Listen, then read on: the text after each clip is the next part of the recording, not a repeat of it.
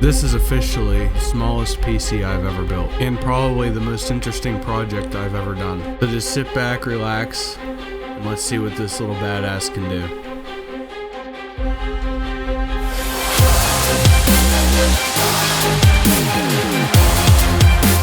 Alright, I know I overplayed the intro a little bit, but let's just go ahead and get right into it. So the case we used for this build was the Logitech CS6802BK. The micro ATX slim case has two USB ports on the front, one of which is USB 3, but we can't use on this build because the motherboard doesn't have a header for it. It includes a 350 watt power supply, but here's a note for the power supply, it only has one SATA connector. Now for the processor, I know it's a little bit sketchy, but I use the Amd Athlon 845. It's a 2-module 4-thread quad-core on the FM2 socket. It uses the Casario core, which is actually a laptop core. Has a 3.5 gigahertz base and a 3.8 gigahertz turbo. And with only a 65 watt TDP, it should stay cool with the AMD Quiet Cooler. It only has 2 megabytes of L2 cache, and it supports DDR3 2133, which is going to be an important factor for this build. And the motherboard isn't anything special. It's just an Asus A68HM-K. It's an FM2 Plus socket motherboard. Micro ATX, it supports up to 32 gigs of DDR3 2400 if you're overclocking, and DDR3 2133 native. It has one PCI Express 3 slot, one regular PCI slot, and 4 SATA 6 gigabits connections there. And then it has 2 USB 3 ports on the back. And for the memory, this was a good one. I knew that I had to choose some pretty fast memory because of the L2 cache limit on the processor, so I went with 8 gigs of klevv Neo DDR3 clocked at 2133 with 10, 12, 12, 31 timing at 1.6 volts. Now, arguably the most important part of a gaming computer is the video card. I did an unboxing on this one. If you want to check it out, link is in the description. If you want to buy it, the link is in the description as well for all of these parts. We went with the GTX 1050ti. It is the MSI low profile version. Comes with 768 CUDA cores. It has a base clock of 1290 megahertz. A boost clock of 1392. It comes with 4 gigs of GDDR5 at 7000 megahertz. And it runs on a 128-bit bus.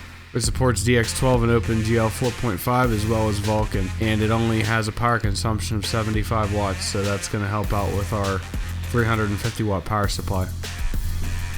Okay, so in order to make this video nice and short so that you're not stuck here forever, I went ahead and I did all of my benchmarks, and I did them all in separate videos. I did full 10 to 15 minute videos for each game except for CSGO, Rocket League, and Minecraft, but the rest of them I did full 10 to 15 minute videos. So if you want to watch the full videos, the links will be in the description. This whole series will be in its own playlist, so you can just follow along that way. So in this video, we're going to include 15-second clips, which will be playing in the background right now as I'm talking. And those games will be CSGO, Rocket League, Minecraft, Battlefield 1, Doom, Fallout 4, GTA 5, Call of Duty Infinite Warfare, The Witcher 3, and then we went ahead and we tested the CPU and how it compares to the 2500K, which if you're watching this video right now, you will notice that it is bottlenecking pretty hard. And then we'll run the Heaven benchmark last to see how good the GTX 1050ti handles Heaven and tessellation and stuff like that. So, thanks for watching. Be sure to check out the other videos in the description. The links to the parts are in the description if you'd like to buy any of them. Now keep in mind the total cost of this build was under $400. So for $400, it is a good home theater PC, and what it was really built for was to emulate NES games, because my girlfriend wanted an NES Classic and blah blah blah. So I said, hey, let's just build a PC. So, thanks for checking this out. Like, subscribe, and I'll see you guys next time.